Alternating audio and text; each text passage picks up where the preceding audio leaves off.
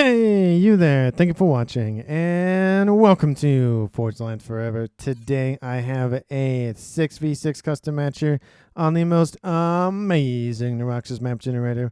So let's go ahead and introduce our teams and our players, starting off with Team 1 in the northwest corner of the map, ending with Team 2 in the southeast corner. We're going to have to slow it down just a little bit so we don't miss any of that early action. Starting off with the northwest player of Team 1 in the rear guard air slot, it is Beast Mode going first air as a UEF. He is in Snow White, and he is an 1100. To his south in Rust, we have Boxer Row going first land as an Aeon. He is a 1600, and again, he is going first land. To his southeast, we have the UEF player of Paul White going first land as a 900 in Royal Blue. In Tropical Ocean Blue on the front line, we have Grumpy going first land as a UEF as well. He is an 1100 and it's going first land. In the middle of the lineup here for Team 1 in Emerald Green, we have Sapir going first land as an Aeon. He is the highest rated player on Team 1 and in the game overall at a 1900 rating. And to his east, last but not least, is the laddish red pink player of Dula Hoth going first land as a Seraphim. He is a 1300. So for Team 1 side of things, they have 3 UEF, 2 Aeon, and 1 Seraphim, which means they do not have access to Cybran technology. In the southeast, starting off with their rear guard air sub player, it is Melonwise. He's going first land, second air as an Aeon in Batman Gray. Again, he is a 1300. To his west in Chevy Crimson, we have Omnihaven going first land as an Aeon as well for his team. He is a 1400 going first land. In the middle lineup here for Team 2, we have Alfie123 going first land in Barbie Pink, second land as well, and he is a Cybran as a 1500, the highest rated player on Team 2. In the northeast, we have the Stitch Blue Aeon player of Kawaii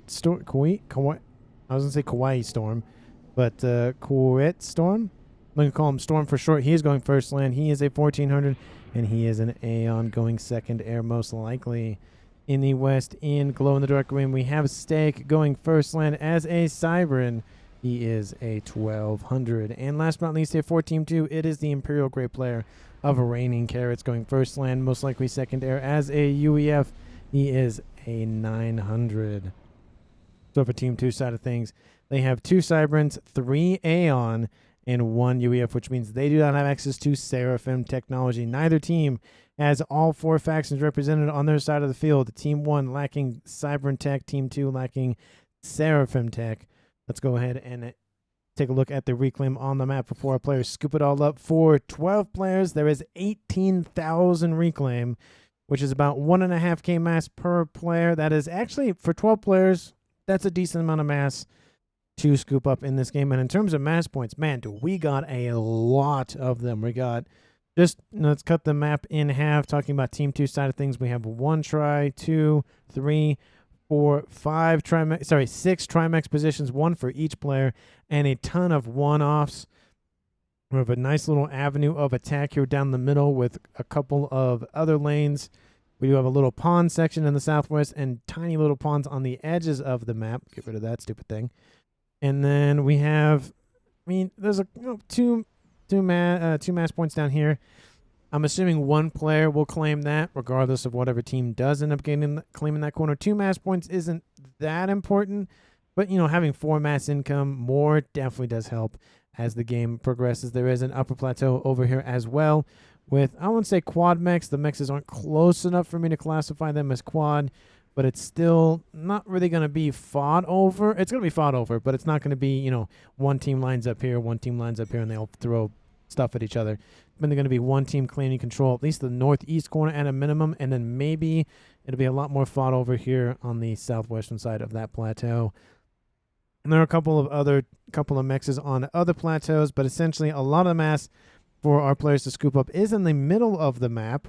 You can see lots of ones just dotted all around, so there is lots of mexes to go around, lots of expansion that can happen, and lots of mass income, which we love to see. And if this glitch will still happen, please, who's ever in charge of the development, either, I don't know if it's a FAF issue or if it's a mod issue, either way, Please, somebody fix it. Sometimes it's annoying, sometimes it's fine. It's just annoying at the end of the day. So I would greatly appreciate anybody who has some info for fixing that issue. Please let me know down in the comments. I would greatly appreciate it.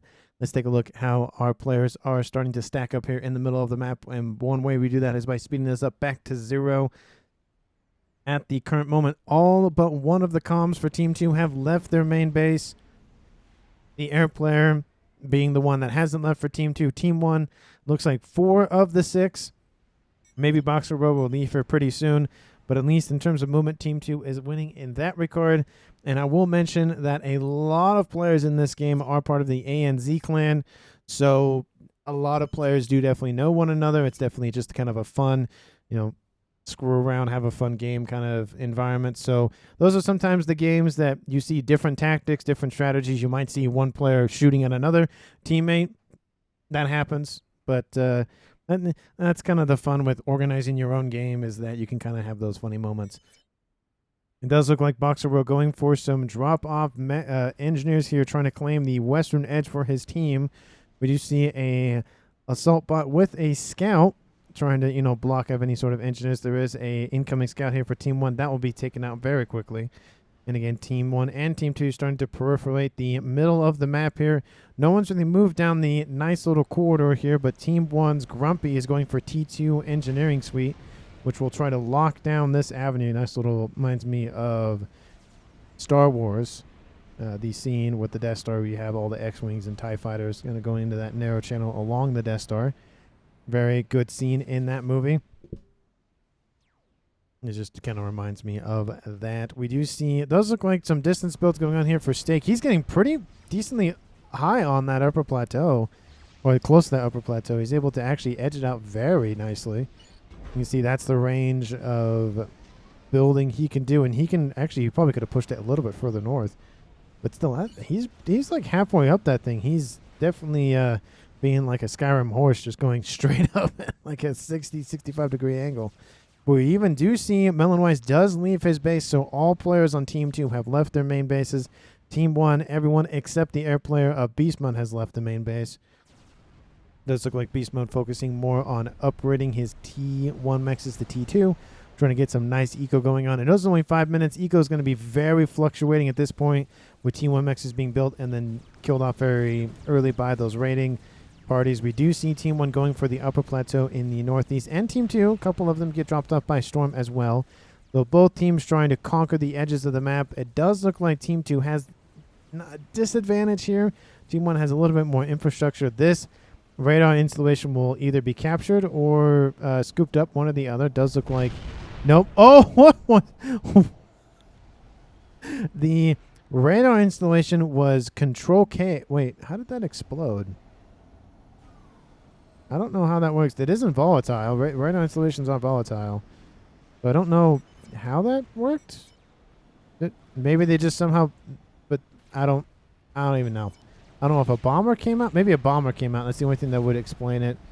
But that was weird. Anyway, we do see in the middle of the map a wall section has been built to prevent the movement of Grumpy down the middle. And Team 1's Paulway is pushing back Team 2's forces in the southwest section, trying to, again, more securely claim this southwestern corner for himself and his team. Couple of facilities have been built here for Team 1 to try to pump out units to claim the northeastern plateau.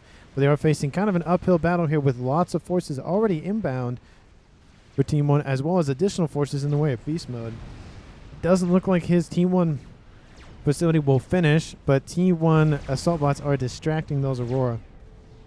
It might be enough. Oh, that engineer. 2 more shots and that engineer is dead. Oh, 1 more shot goes off. There goes that engineer. Team 1 PD has been built, and a lot of those engineers were killed off by 1 bomber. That is very much a hard-fought battle here for the northeast corner of the map, and a tiny little Team 1 engineer building a nice Team 1 air facility up there for Beast Mode. So he's not out of this fight just as of yet. Down the middle, we do see one of the upper plateaus has been taken by Team 2 Steak. Completely just grabbed it, and now we have lines of triads now firing down this narrow corridor. Unfortunately here you have a PD shooting upwards, and even though it's a triad and it does have some arc, Kind of having some troubles getting all the way around. Would have probably preferred Team 1 artillery. These Lobos being able to fire against the Medusa here. Definitely Team 2 has the advantage in that regard for shooting on the upper plateau section. Gun damage range going down here for raining carrots. We do see calm on come action in the almost calm on come action. Paulway severely wounded in the yellow, almost sub 75%. Actually, sorry, it's sub 60, almost 66% of his hit points. Excuse me. He's at 8,000 out of 12,000. Don't see any sort of upgrades so far for Team 2, except for that one. Doulahoth is at 77%. I think that's in a reference to, if you've seen The Devil is a Part-Timer, he names his bicycle Doulahan. He names it Doulahan. I think it's with an N, but I think his name is Doulaha without the N. So maybe that's where it's comes from. I don't know. Let me down in the comments if you think I'm correct or not in that regard. His upgrade does finish. He's a Seraphim Combat Gun. This is a UEF Paulway commander with a going for gun as well. Omni-Aven trying to grab the upper plateau away from the opponent, but Paulway already has his own facility established with T2 intel already online here, so getting a nice readout on what his opponents are doing. Huge value out of that. We'll get more and more as time goes on. Of course, it does look like Team 1 has claimed the northeast corner for themselves. One little lonely Aurora trying to be on the edge of the map. Nice little sneak, not that Aurora's trying to be, but it's not going to work, and it does look like these facilities are stopped producing as well. So Team 1 has control of the northeast corner and most of the southwest corner, except for this little plateau section that Team 2 has a hold of for the time being. T2 air has been established by both of the air players. Team 1 is about to go for a transport, actually, not for T3. Team 2 is going straight for T3. That will definitely assist in that regard. More P-gens to be able to, again, reduce the cost of that upgrade. It does look like Team 1's Grumpy has to fall back due to the fact that he can't break through that wall section. And Team 1's Doulahan is pushing against Storm in the east. Lots of forces inbound. We have some defending forces here for Alfie to assist in retreat, but this is a large incoming force. And of course, as Team 1 has control of the northeast section, now they can just push southward and have one less flank to worry about for the time being. A couple of tanks get in. They get taken out by the Aurora, of course. That comm is leading 600 veterancy out of 1,000. He'll get a nice bump in veterancy as time goes on, of course. Trying to get that first rank in and get 10% more hit points and a little bit more regen. Bombers inbound trying to deal with those T1 spam units. T1 Aurora trying to be spammed up as well. Melonwise trying to push forward with his commander. Storm going for his range upgrade to assist. Already has speed on board. But again, we'll put him in line with the Doulahan commander of Seraphim variety. Grumpy actually coming in with a missile launcher as well, building a couple of, I think those are triads, and they might want to benefit from some TMD to protect against any sort of T2 missiles. We do have Box Row pushing forward as well. Team 1 also has Sapier in the middle of his base. Has him push forward as well. Team 2 has the advantage of comms on the front line. And units trying to go in and just do a very annoying things here to Team 2's units for Storm. Storm is pushing back with his gun and speed and range commander. Doulahan will retreat in the mix of that, but has pushed back Team 2 a little bit, giving him a nice little breathing room to be able to establish more facilities and the more mechs. In terms of 11 minutes in this game, Team 2 has almost access to T3 air technology. Team 1 is starting that upgrade as we speak, though a little bit behind, but not as far behind as you would think. 67, 68% versus 40% essentially, so not super far behind. Team 2 did get a nice amount of veterancy for, at least in terms of Storm's commander. He's already up to 1 star. He's already almost halfway up to another one. Doulahan almost close. He needs 9 mass kill more, and then he will get that first veterancy on board. Team 1 and Team 2 have kind of slowed down a little bit. Team 2 is bulging out a little bit here in the middle. They got to be very careful of this because Team 2 is pushing on this southern side.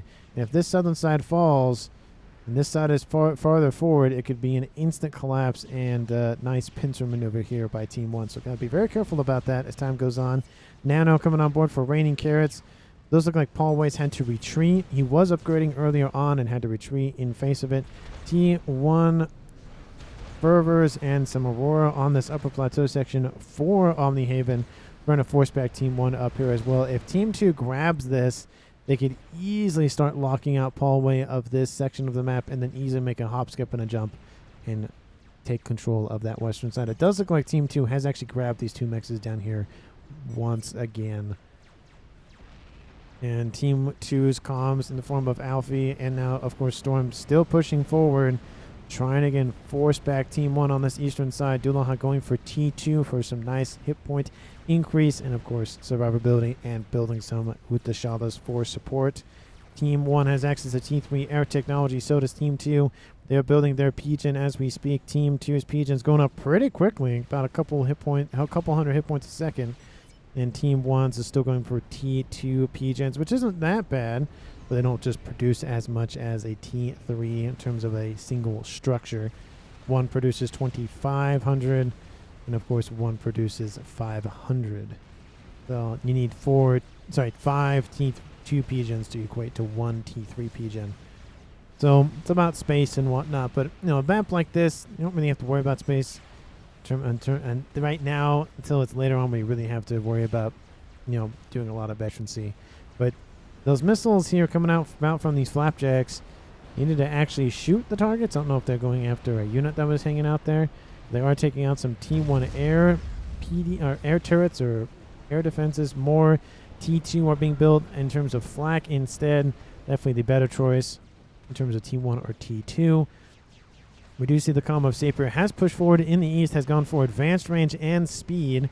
So it's the Aeon Sniper Commander. Would like to see maybe Shield on board at a minimum just for survivability. Love to see the Shield on board. Those give a nice amount of hit points. Alfie is retreating. He only has 1 kill, 52 mass killed. Storm closing in on that second veterancy. And now we see Utashala is going to start being PD creeped on this eastern side. Utashala is very effective at taking out T1 units. Team 2's got to be very careful. Tactical missile coming on the line here for raining carrots. And of course, we did see Grumpy with his own tactical missile. I don't know if he's been using it as much, but he is building some TMD to defend against any sort of tactical missiles over the middle of the map. I don't see any missile launchers as we speak. Those are just zappers. Yeah, we see a lot of those. Nice firebase up here for Boxer Row. But again, kind of quiet on the western front, except for Paulway constantly pushing in. A couple of units have been named.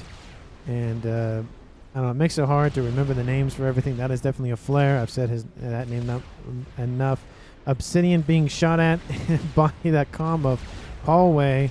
And those Aurora just being ripped to shreds. Another overcharge takes out a Blaze. Paulway getting a nice amount of veterans, up to 3-star veterancy because of those T2 units. That is huge for Paulway, being able to just use his comm by himself. He doesn't have a lot of support. Does have some pillars on the way, but he's dealing with an attack up here in the north. And now we have an Oblivion PD creep coming in. What a loser. Ground firing PD. What? Boxer Road. What's going on with TML? Oh, right here. I don't know what's going on with that.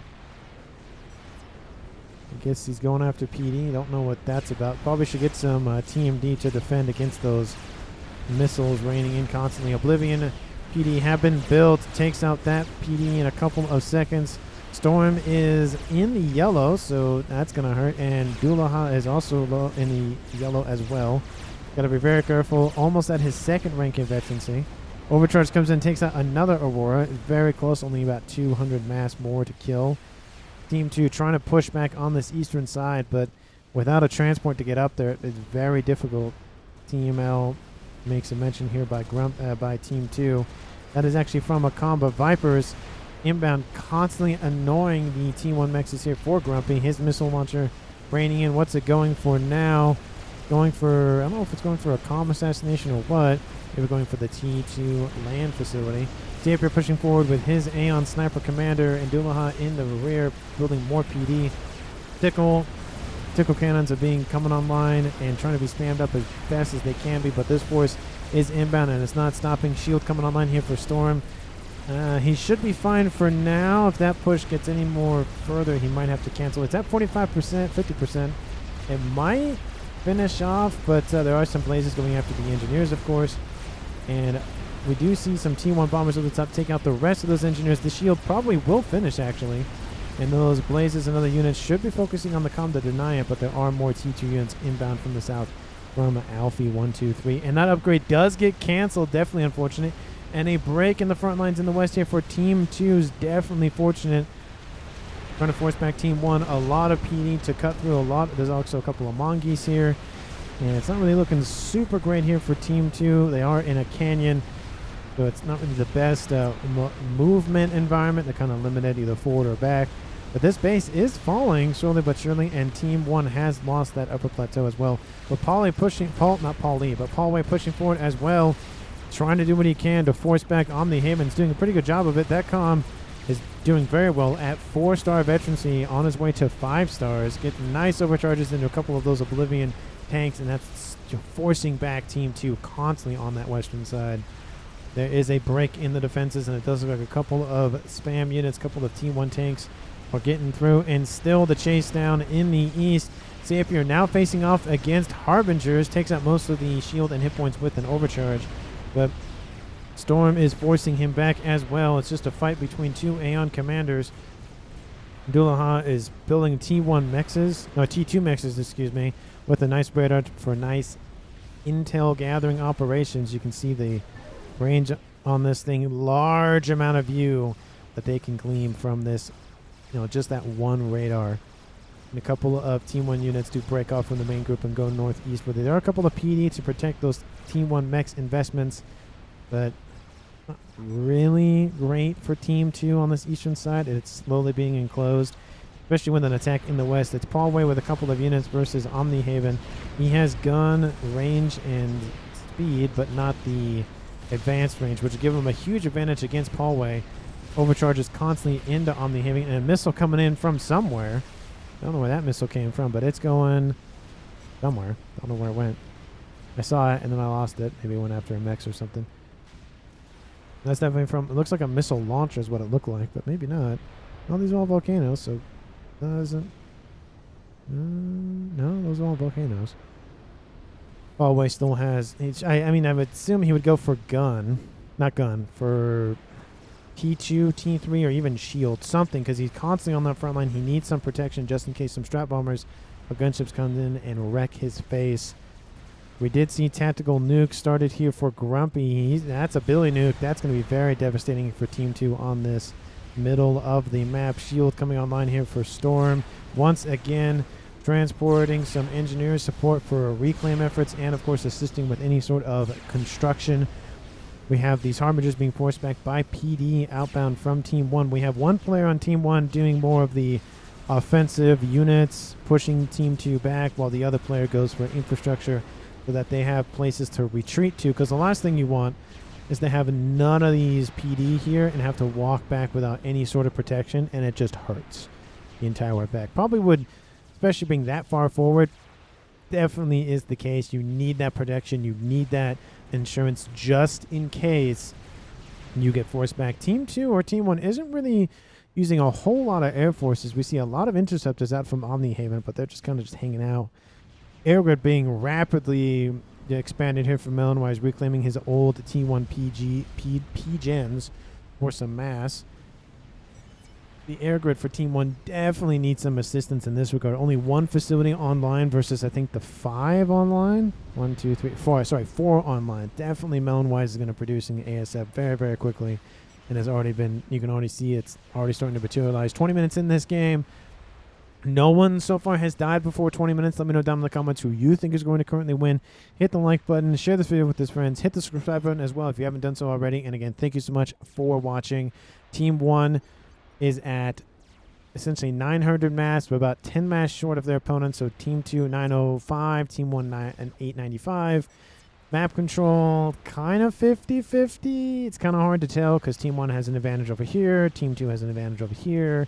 And in the middle, so it's roughly 50-50 for the time being. It does look like Sapir has retreated off the front line, though. But definitely leaves Team 1 a little bit open for some attacks, and because they have just less firepower on that front line. More shields are being built for a nice fire base back here. Lots of Team 1 spam coming out from Dullaha. Those will be used to hold off any sort of incursions while the comm retreats. We did see that Billy Nuke was being built, and it is finished, and it is loading as we speak. And that is going to be deadly. TMD can take it out, but it takes a while. And this TMD base up here, that is a lot to chew through. Lots of Vipers as well. Love the combination, using them under shield coverage to protect them against any artillery or missile fire. Definitely a good idea here for Team 2's stake. We have Team 2's Alfie just kind of hanging out. He is sending units to the north, but is mainly just focusing on his eco. He's at 257. Team 1's Roboxer's at 311. And Sapier's at 250 as well. Essentially, the middle player is usually the eco player, but it does look like Boxer Row is contending Sapier for the most mass generated per second for his team. Team 1, I mean, they do have a huge amount of units pushing into the east, but there is a couple of the PD and, of course, the comm. The last thing Team 1 wants to do is really just feed Team 2's commanders with more veterancy. Sniper bots also going to make it very difficult to have, very frontline facilities because of the range on board those snipers. They are weak, of course, but, again, long range, you got to suffer some sort of penalty, and that penalty is some of those hit points. We do see one Lonely Harbinger going after a bunch of Team 1 units. Love this. Because it's just one unit, you just send it, and then it does whatever it does, and if you get a lot of value out of it, you do, and if you don't, you only lost one unit. GC being built here for Team 2's Storm here at 22 minutes in this game. We don't see any sort of experimentals. We should see monkeys. We should see a whole bunch of stuff here pretty soon. Oh, nope, there is a monkey here for Alfie. And in the north, we do see Colossus being built here by Sapier. Air Grid and RAS, T3, gating in, SMD. No, I think that's the only thing. And still more units coming out from Team 2's Raining Carrots, trying to push back Team 1, or at least cut off Polly's commander. Polly commander still over here to the west, but needs to constantly retreat because he has constant incursions coming in. ASF's trying to clear the skies here for some bombers, of some bombers, I should say, and to cover these units. Looks like they don't get very far, but they look like they were. They look like they were Ilshis. Is that no? That's no, they were Titans. That's what they were. Just taking a look at the map, we do see a Monkey Lord on the front line pushing forward. This defensive line doesn't really have a lot, so it's a weak point here for Team 1. But Billy Nuke is inbound, going after this fire base. Will the TMD hold it off, or is it even in range? Oh, it is in range, and it does hold it off. That's got to hurt, so that means that base needs to be taken up by artillery shells, not by missiles. We do see, again, that Monkey Lord is pushing forward without little to no resistance. There are more units being built up around that Monkey Lord, but the Harbingers are grouping on the northern side with a bunch of T2 Flapjacks, Mongoose, and Pillars coming in to support it. There goes those Harbingers for the more damage. The Monkey Lord is trying to go south to avoid the Harbingers, but it does look like it is trying to retreat at the same time. Bombers over the top get killed off. Monkeys constantly raining into that Monkey Lord. Doesn't do as much damage, of course, as the Ravager Big Brothers, but the Harbingers are being forced back as well. The laser trying to keep them at arm's reach, and honestly, Monkey Lord has done a great job of keeping most of those units away from its legs, meaning that it's not being surrounded, being able to use the laser at range, of course, but there are sniper bots in the mix as well, and that will probably force back the Monkey Lord, but it has got a decent amount of damage. 8,000, actually 9,000 mass killed on board by that Monkey Lord, definitely a decent amount. There is a tactical nuke being built by Raining Carrots. He's going to build a bunch of T2 Flapjacks, some clean cameras, and then some shields to protect himself. That's going to be very, very deadly here for Team 1 if that base is allowed to continue. T3 Trebuchets online here for Team 2 staked. Again, this is just the artillery base. We have some AA. We have a lot of PD to prevent any sort of land incursions. Definitely a huge, huge boon in Team 1 side. That is just ripping through frontline defenses left and right. Grumpy has been forced to retreat, and the TMD in this base is strong enough to where that Billy Nuke is not going to be very effective. SMD question mark says stake. I don't see any SMD online so far. He's probably asking his team to build some, but don't know how that is going to. I mean, maybe put one right here in stake space, or even put one right here in Raining Carrots and one over here to kind of have dual coverage. We do see T3 Air coming online here for Team 2's Omnihaven for a secondary air player. And now with dual Monkey Lords charging that front line with some T1 bomber support, it is not looking good here for Team 1. Mass exodus in the east in retreating. Team 1 needs an answer to this, and they don't really have one. There is a Colossus that has started to be built. I thought I saw one. There it is. It is on its way to support. Team 1 has 1 Colossus. Team 2 has 2 Monkey Lords. First Monkey Lord is severely wounded, and those Monkey Lords are now in range of the Colossus. First Monkey Lord will die. I don't think the Monkey Lords will kill off that Colossus. They will severely wound it, though. Drop it probably below half of its HP. There are some missiles coming in from the west as well, but that Colossus is perfectly fine. There was some support out from Grumpy. Now Team 2 is severely leading the middle of the map, and now with the retreat of Paulway in the southwest, we have some artillery raining in against this western side against Boxer Row, and Team 2's Omnihaven forces are pushing forward. It does look like that Billy Nuke was able to land and take out some of the shield, but don't think it really did a whole lot. Mega making Monkey done, says Sapir. So yeah, Team 2 getting a lot of experimentals online. 2 crabs and a monkey going to be built here pretty soon. Team 1 needs some way to fight back, or it is not going to feel good. Artillery raining in from the west by this little miasma, trying to take out this artillery base. I mean, some progress is being made, but not a lot. We do see a couple of bricks roaming around here for Alfie as well. Team 1 has been severely pushed back. We even have a couple comms for Team 1 in the water and some comms in the water for Team 2.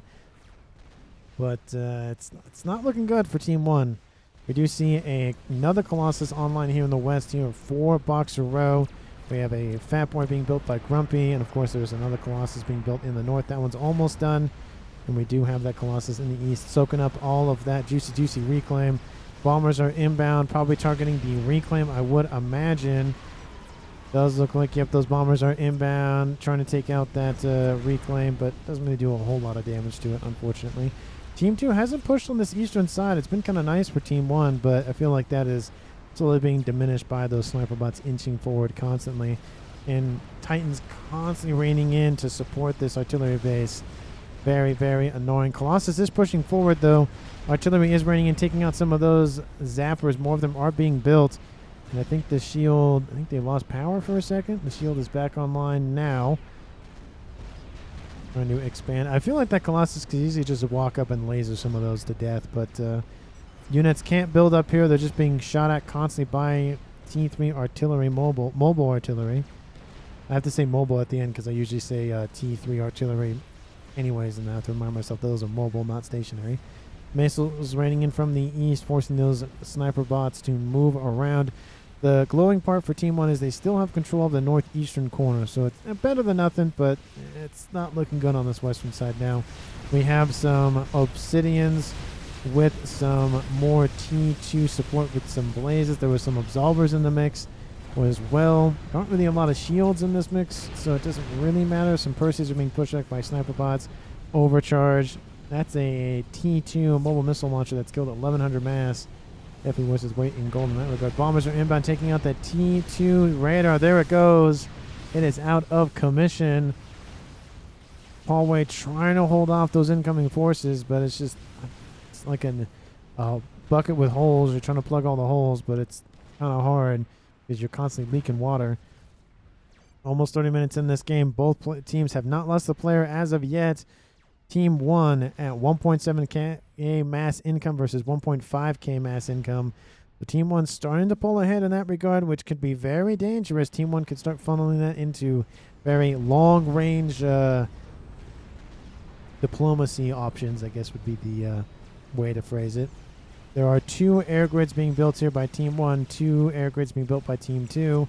So air is kind of in favor of Team 2, but Team 1 can easily come back in that with a lot of concerted effort. Tactical missiles still, tactical nuke missile being built still by Team 2's Raining Carrots. The Fat Boy is still being built, but it's very slow. Engineering does get gifted over, so that I guess he can start funneling some more mass into that project. Colossus guarding the eastern side, and there is a Colossus pushing on the east here for Storm. There is a monkey in the rear for support, and those crabs should have been built. This one is finished off. Second one should be somewhere. Oh, there it is. It's right here staring at me in the face. The Colossus is going to push forward. These Colossi just standing there for some guards. Need to move in and assist. So this position is going to collapse. Actually, it is going to collapse. It's just a matter of how fast and how much is it going to cost. And Team 1 isn't really having a lot of success. There's more SMDs being built. Shields around them, of course. Just don't see any sort of like big ticket item project that they're working on. But those look like the Colossus is moving in, constantly raining at the right breath. Love how just like one of them has a name. A lot of T1 bombers coming in. ASF coming will take out most of those bombers. But I don't know if it's really worth it for T1 bombers. I mean, it's nice, but it's not bad. Megalith, yes, is on the right-hand side here for Team 2. So now there's a Colossus, a monkey, and a crab online. That's a lot of firepower. Nuke is about to finish off. Units sitting here just being attacked by artillery. They can't really do a whole lot. It's kind of hard to shoot up into that facility. So we just have some miasmas just raining in fire. P-gens being built to increase its fire rate. And some of them being named. One of them did just get sniped. And speaking of snipers, that sniper bot also got sniped. Colossi in the east and a chicken. So there's some support coming out from Dulahan in terms of experimental. But 2 Colossus and a chicken versus a Colossus, crab, and a monkey. I will side with this side. Range, most definitely from the crab. The monkeys, if you can get it into range before the Colossus shoot at it, that would be big. Then obviously the Colossus will tank some of that incoming damage. It does look like there was some sort of incursion by Team 1 on the eastern side, but that's been forced back heavily by Team 2. No land incursions. Still artillery raining in here in this little corridor, but still can't do a whole lot because it is hemmed in. And I do like how they're just on the edge. You can see they're just kind of lining up. How did you look how you guys lined up here? Look at this. They're just kind of hanging out. Like, I want to get down there with my friends, but I can't because there's a giant plateau in the way. There is a Galactic Colossus now in the south as well for more defenses. Does look like Team 2 is running out of steam for the southwestern section. They're giving more time for Team 1 to build up, which means it makes it very hard to constantly push in. You know, the more ground you have to cover, the longer it takes to get there, the less likely you'll hold that. It does look like Team 2's Omnihaven recognizes that and falls back a little bit. But he's still under artillery fire constantly. There are some absolvers now able to shoot at those shield generators, but they'll take out the generator, but that's really about it. They do some... Did they do any damage against... They do 5 damage against other things. So, not completely in vain, but it's not great nonetheless. Again, pings go down in the east. Transfer of control of the chicken has been gifted over to Sapir, so he can micro that force a lot better. Fat Boy is online, and that will break the artillery base here for Team 2's stake. That will force them back quite heavily.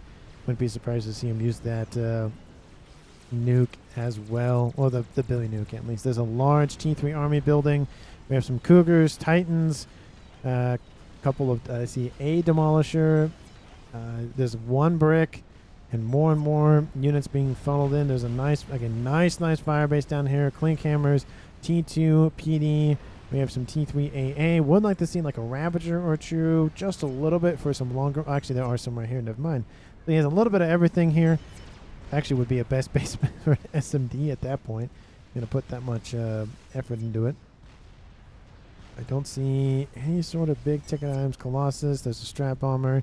More of them are being built as we speak.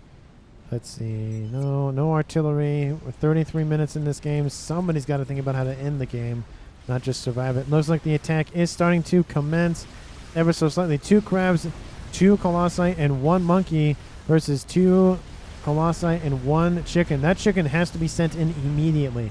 It's going to be sent in to die.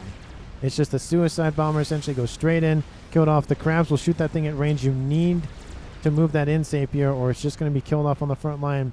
The Fat Boy's doing a decent amount of job taking out that artillery base, and it's being the shield's being upgraded, but it doesn't look like it's going to last very long. And here it comes. It's inbound. The attack is inbound. The chicken is retreating. There's a 3rd colossi online but it's not looking good. There is a Fat Boy in the rear as well. That will definitely help out with support, but the chicken needs to go in. It's below 50% of its hit points. It's too late. You shouldn't have sent it in when you had the chance. That chicken's going to die next to all of that infrastructure. That's going to hurt. Colossus now have to go in, and with 2 crabs and a monkey in support, this is collapsing on the eastern side here for Team 1. Nuke says Boxer Row. It is being built. That's being built very quickly with a lot of support and a lot of P-gens to assist in constructing those missiles. And it's not going good. Yeah, definitely don't want to walk into that Iron Storm. Team 2 is, a nice little Billy Nuke would take out a lot of this support, but a Fat Boy is inbound. 1 Fat Boy is not going to be enough to deter this, but a second one might be enough to just force this back a little bit. Sniper bot's raining in fire, but I don't know it's really going to look that way. Look, nice little smiley face. 2 little circles and a nice little kind of sideways smile there. Don't see anything else happening. More. We do see a nuke being built by Team 1's air player. And just more and more, mass fab farms. I don't see any sort of major projects. Fire, Billy, says Sampier. Yeah, fire. It was definitely sooner rather than later, but it does look like the damage is done. Team 2 isn't going to be able to claim that mass just because of the artillery nearby, but they did some damage. They took out some infrastructure. They took out some mass extractors and a chicken, so that's definitely a positive. They just won't be able to claim the mass for themselves. The artillery base has been taken out. It does look like more artillery is being built in the rear. Some Gunthers to be able to force back any sort of nonsense. They're actually being built around a T2 Pigeon as well, so they'll be charged pretty quickly. That's definitely going to hurt. E1 bombers inbound to try to take out some miasmas firing over here. And those crabs are just a little too short to ride the ride. It looks... Oh, no. No, yeah, they're just a little too short to ride the ride. They're trying to shoot over the edge. Well, one shot does get over. Okay, maybe they're not. Maybe they're not too short, but... emitters are going down, miasmas are going down, but this edge that's going on here for Team 1 is definitely going to fall. The Fat Boys are moving into the east to force back all of those experimentals. And then the west is being bombarded by artillery fire constantly by either mobile or stationary. It's constantly raining in. Still no one has died 36 minutes in. Team 1 says steak. I don't know what's that in reference to. Mass, Team 1, satellite is being built up by Team 2's UEF player of Raining Carrots. We do see a disruptor going to start to be built here pretty soon for Team 2's Alfie. I don't see any sort of other long-range diplomacy, negotiating tactics. Oh, the nuke, I guess, counts. But it's not as directly impacting kind of thing as a... well, it is directly impacting, but it's not as visual. There is a Billy Nuke does land. Take out some units. I give you my mega wow, says Steak. I don't know what's going on. 3 crabs, 3 colossi, and a monkey being forced back by 2 fatties. The Fat Boy is transferred. Actually, that's another fatty online here for Team 1's Doulaha. So 3 fatties online with 3 colossi. Still, I'm going to give the oomph to Team 2 because, again, that's 3 crabs, 3 colossi, and 1 monkey. That's 7 versus 6, but 3 of them don't really have direct fire weapons. So... well, they do, but they're not as powerful as a laser or the artillery or whatever. Their crab is slowly coming into range of those fatties. Constant artillery fire going into those crabs. It's just, they're not feeling good, but they're doing the work. They're pushing forward, allowing the T3 units to come in behind them and be able to do the massive amounts of damage they do need to. Colossus comes in, soaks up a couple of those bricks, but there goes the first Colossus here for Team 1. That does not last very long. Too much, I think, says Storm. Yeah, there's a lot of firepower here. There's long range and short range. A Billy Nuke would be primed. There's a satellite online here for Team 1 coming overhead, trying to take out anything. Probably should use that in terms of taking out some structures in the rear. Monkey going to push forward. Constant artillery fire. 3 Fat Boys raining in constant amounts of firepower. Colossus will land, take out a decent amount of units. Crab will be taken out. Take out more of those T3 units. 2 units are down here for both teams. Colossus taking out that monkey. The monkey's going to die here. There he goes. Now the focus is going to be on that Western crab. And I guess that actually Eastern Crab has more hit points gone, so that's going to be the main focus over there. Why does my screen looks weird for a second? I don't know why. It looks weird. I don't know what it is, but I feel like it looks weird. The units. I don't know. Anyway, for some reason the screen looks weird after I came out of that camera mode, but that's okay. Anyway, laser over top going into the backs of those crabs. Crabs severely wounded over here. That's the crab you should probably focus on. But the artillery constantly coming off those fat boys is enough to force back that land push. And it looked like Team 2 had the advantage, but a Billy Nuke, the Colossus sacrificed themselves to deal a lot of damage, of course. That Colossus is raining in, just trying to push forward. There's a lot of engineers on the front line trying to soak up all that reclaim. But that's not, I mean, it's happening, but it's not really happening. Fat boys are being pushed back. Colossus are trying to get in closer and closer. But again, one Colossus is going to be all it takes to force back the other two. One is perfectly healthy. The other two are severely wounded.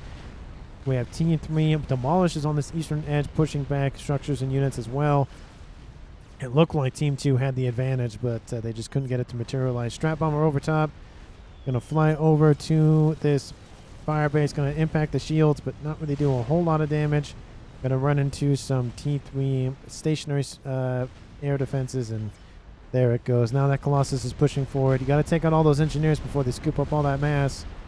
There's a couple more engineers. There's a lot of mass here currently still on the map, and most of it does regard in that northeastern side. 154,000 mass, and literally a lot of it is right here. Engineers just, constantly trying to rein in and scoop up that mass. Fat boys are definitely going to be vital in securing this section of the map. Billy Nuke lands on top of the shield. Doesn't really do a whole lot, but does deplete the shield capacity at a minimum. And it's loading another one as we speak. Lots of units building up here. This is starting to be very dangerous here for Team 1. They need to have an answer for this. There is strap bombers going after that artillery base here in the west. Nuke, what was it? Was that a nuke launch? Yeah, there is a nuke launch outbound here from Team 1. Where is this going? Oh, where, honestly. Oh, is it going for those? Oh. Those units are moving. I mean, it looks like it's going for it. Units are given the order to move. They're splitting. Half of them going north, half of them going south. Oh, it could go after the comm of Raining Carrots, and I think it might actually go for him. Oh, it is, and the SMD comes in just at the last second. Oh, that was close. You can see it just barely covers that comm. Comm is being pinged, saying you've got going to push soon. What was that? Going to push soon. Be ready. Team 2 forced back here in the east. The reclaim field has been, claimed. There are 2 Colossi and 2 Crabs in reserve, and they're going to try to push against those Fat Boys. Fat Boys need to start turning around, or they're going to suffer a death of 1,000 suns, essentially. In the west, we see some nice broadswords coming in, going to try to take out the AA support. Colossus pushing in down south, and it's not looking good. Push coming in from the midwest section of Raining Carrots. Team 1 was neglecting this side of the map, and now it's not going to look good. We have a Fat Boy coming in to support. Another Fat Boy being built. We have an Emissary being built here by Team 1. We have a Donut as well. We have another Emissary being built. We have the 2 lasers. Third one coming online here for Dulahan. Looks like he got access to some UEF tech a while ago, but he still got access to it. Lots of ASFs, lots of Restorers as well. That Donut is inbound, and it is coming for that Colossus. ASF are moving in to assist. Billy Nuke lands in the east as well.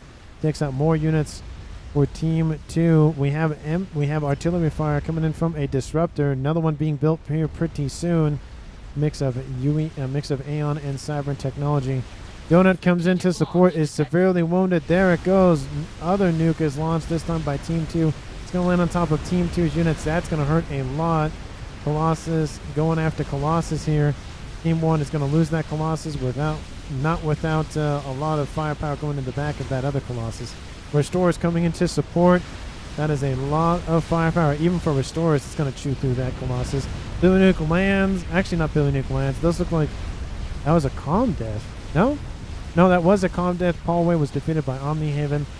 And that is the first kill of the game. 42 minutes in this game. I'm dead by. There's Paulway. I think he was thinking that he wanted to run forward and assist. But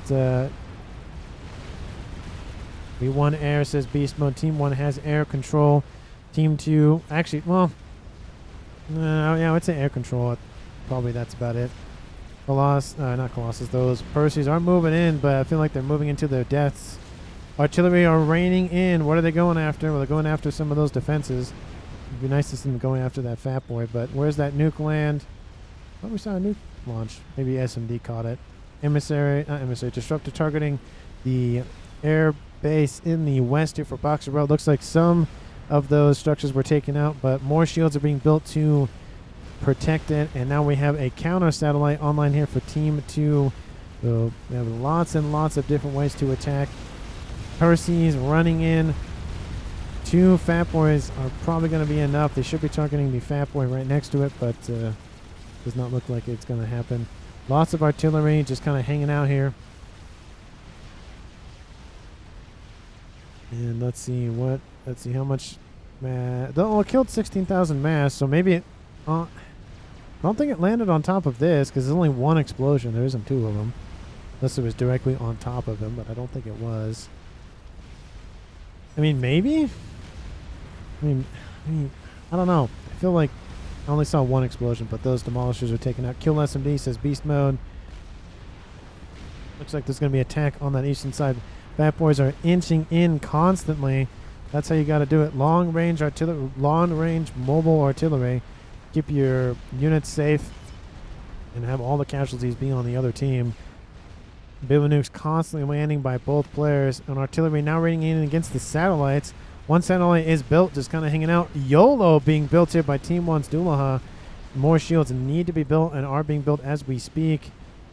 And we have more shields popping on and offline to try to support it.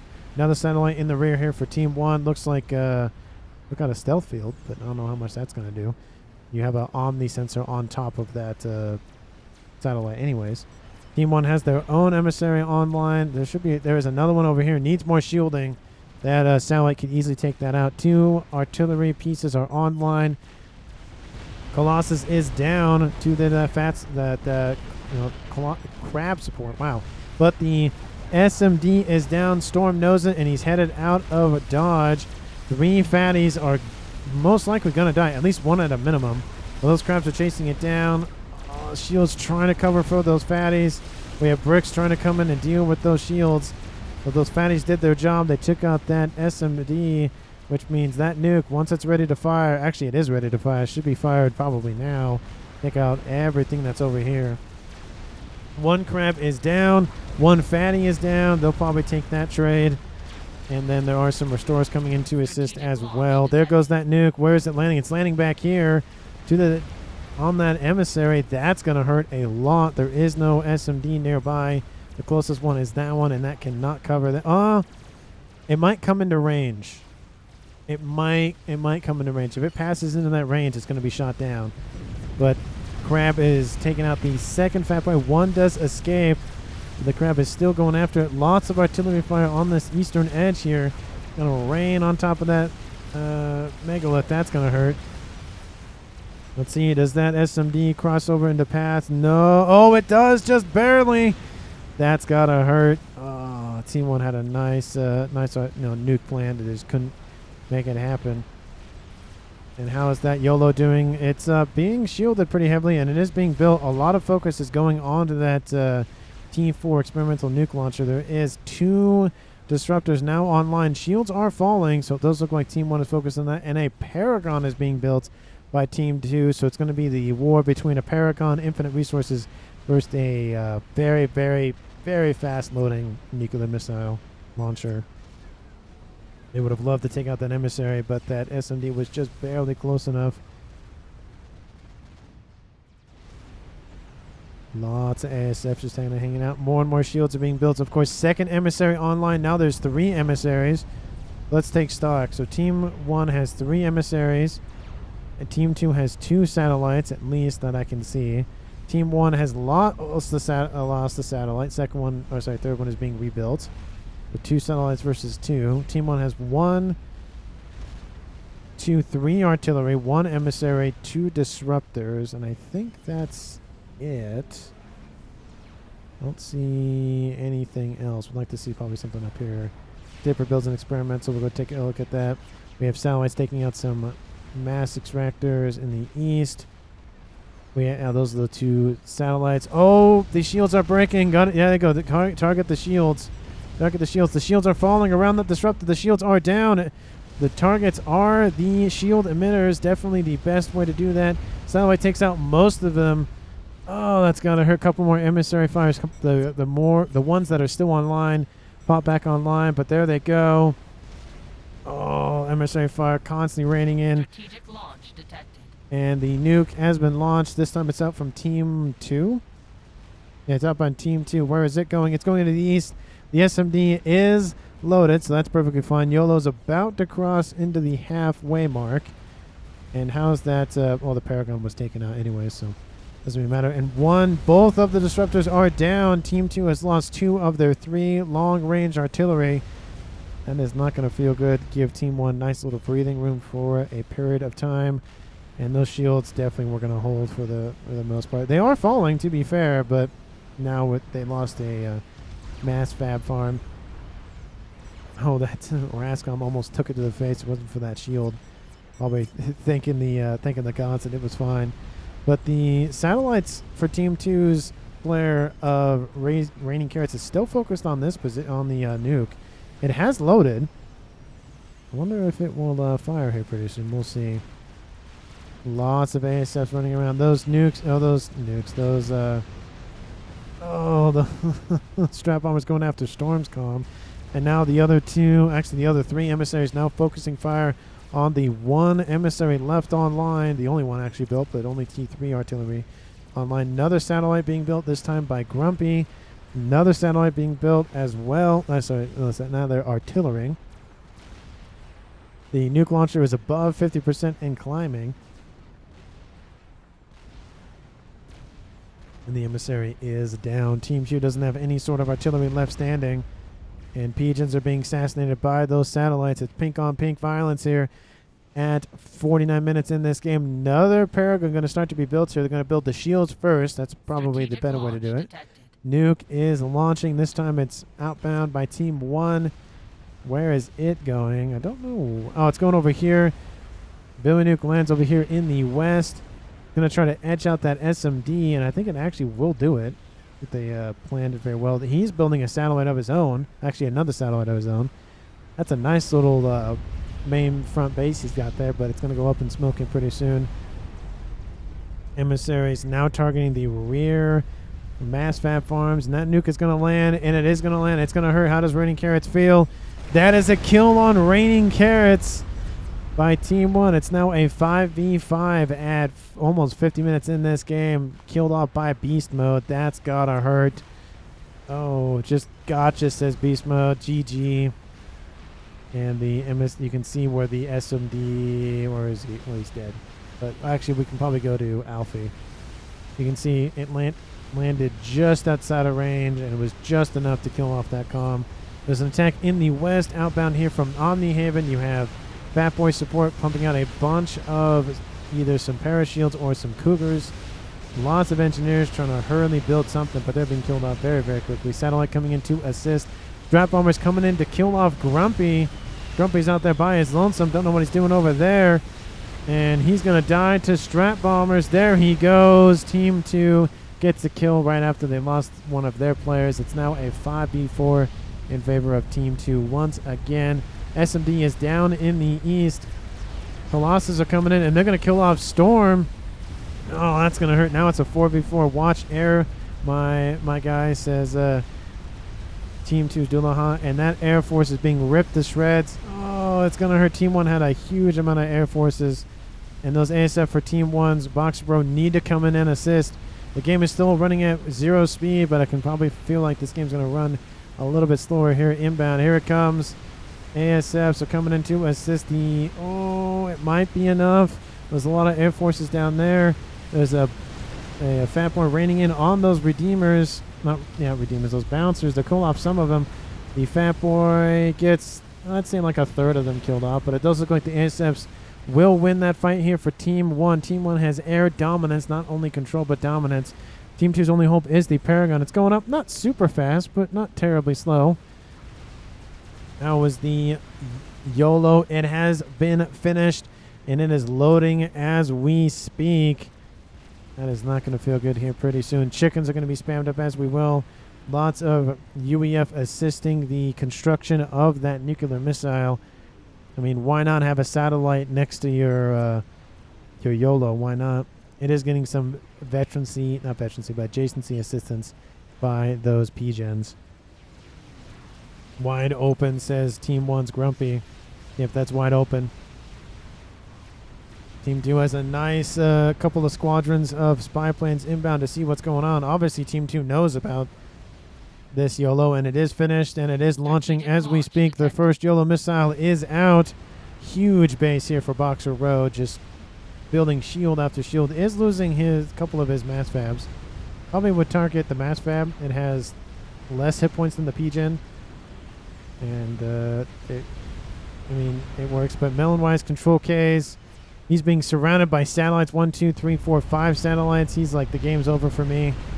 There he goes. And he's even killed off anyway, so it doesn't even matter. Doesn't even matter regardless. It will still register as a control K, but the satellite's got the kill on him. The Paragon is going up. It's almost at 20%. But I feel like once the artillery starts firing, on it, and as well as the YOLO, which it is, but Omnihaven control case as well. He can see the writing on the wall with 5 satellites in the air, plus a YOLO, plus at least 4 artillery. 1, 2, 3, 4 artillery. Yeah, that's not going to feel good. Strategic launch Nuke is launching, and there goes another control K out in the southeast section. That was probably Omnihaven. That is Omnihaven. The shields are down around that Paragon. Got to 21, 22%, but there it goes, right on top of it. Evaporates, and I need to try, says Steak. And there goes the nuke. It's saying, gotta launch it at some point. SMD comes in and takes that out. Alfie control Ks, and then it's now a 1v4 in favor of Team 1. And I feel like at this point in the game, it's over. Team 1 won this game. YOLO's not really what cemented it. Losing the artillery for Team 2 definitely cemented it. And then it was just, the beginning of the end. They tried to build a Paragon and love to see that, but there wasn't a lot of support around it. And I feel like if more players on Team 2 came together, they probably could have finished off faster. There goes that YOLO, takes out that whole plateau. Kaboom! And also kaboom! But there goes the restorers. There goes all the other support. And that, I think it's over. It's over. It's over here for Team 2. Steak is left alive.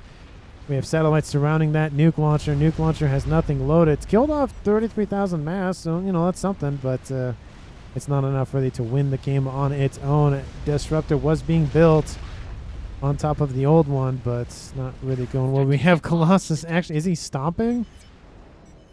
Are they trying to stomp him? Because that's pretty funny if they're trying to look. This is funny. They're chasing him, trying to stop him, it looks like. But there he goes. There goes. He takes an engineer. Because why not? Oh, I mean, no. And there he goes. Control K. I think he just control K'd. Yeah, there he goes. And that is the win here for Team 1. Control K's everything on the game, which means Team 1 wins the game. Thank you so much for watching. Let's get into MVP and MUP awards. I mean, Boxer Row obviously was a huge driving force for this game. Built a large air force, built those restorers, lots of AA capabilities against those enemy ASFs or the Team 2 ASFs. Also built 2 emissaries. Was also building his own Paragon, because why not? And Team 1, I mean, again, the victory wasn't cemented alone by the YOLO. I feel like it was cemented by the dual emissaries coming out from Sapir. Actually, quad emissaries. The push in the east was definitely the disappointing element from Team 2. They had the firepower. They have they had the not emissaries. They had the Colossi, the Crabs, the Monkey, the T3 Harbinger support, but it just couldn't really materialize. Team 1 had 3 Fat Boys. If they committed, maybe they could have pushed back, and this would have been a different game. But this push in the east, a lot of the mass was funneled into Team 1's coffers, which means they could put it to other projects. Let's see, it was Doulahan was building the YOLO. Of course, we had Boxer Row, Saper building those emissaries. So that wasn't the point in which Team 2 lost the game. It was definitely one of those tally marks that added up to it. I mean, Team 1 did lose some players on their own. They lost Grumpy. They lost, Paul Way. That's 1, 2, 3 of the 6. Where's the other player? It was Grumpy. Saper was still on Boxer Run, and Paul Way. Did they lose? No, that was everybody. Oh, no, that's 4 colors. Okay, never mind. For some reason, I'm thinking Team 3. Anyway, feel like MVP, MUP. I mean, MUP probably goes to Paul Way just because he forced himself, very far forward down here in the south, constantly kept Omnihaven just annoyed. Just with his comm, I would have loved to see maybe more support come out from Paul Way, but he probably deserves at least 100 more points in rating because it was just him. It was some pillars, but it was essentially just him forcing back a higher ranked player on the Haven's 1400. So I think he did a very good job there. He ended up being the first I think it was the first casualty, but still he did a very good job holding up for as long as he did. I think MUP goes to Paul Way. I did love the base from Raining Carrots. He did a great job with the satellites, with this base right here in the middle. I wish he had done more with it, but it was still a nice stopgap here for his team. But I think MVP definitely goes to it's close. It's either Sapier or Boxer Row. I think I want to give it to Sapier just a little bit because he did push in. He did assist here in the east. He fell back a little bit, then came back. You can microed a lot of those units in the east and force those units back that I was talking about earlier by Team 2. So I think Sapier ekes out just a little bit for MVP. Let me know down in the comments how you feel about that. Again, hit the subscribe button, hit the like button, hit the comment section to talk about anything and everything. And again, share the video with anyone, everyone, and especially your pets. Thank you so much for watching. Hopefully you enjoy your day, and I will see all of you in the next one.